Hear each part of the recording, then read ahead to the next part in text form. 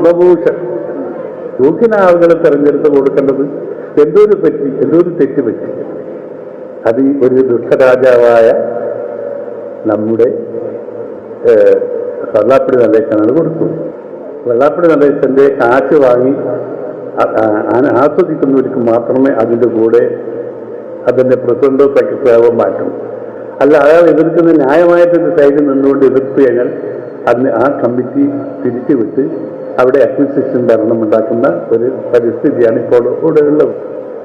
പിന്നെ അദ്ദേഹത്തിന് നിങ്ങൾക്കറിയാം, അദ്ദേഹത്തിന് ഏതോ സ്ഥിരത്തിൻ്റെ വിക്രയത്തിൽ സ്വാധീനമുണ്ട്. അതാണ് ഇതിൻ്റെ കാരണം.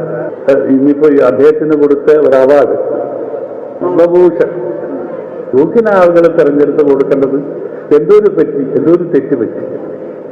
അത് ഒരു ദുഷ്ടരാജാവായ നമ്മുടെ വെള്ളാപ്പള്ളി നടേശനാണ് കൊടുത്തു.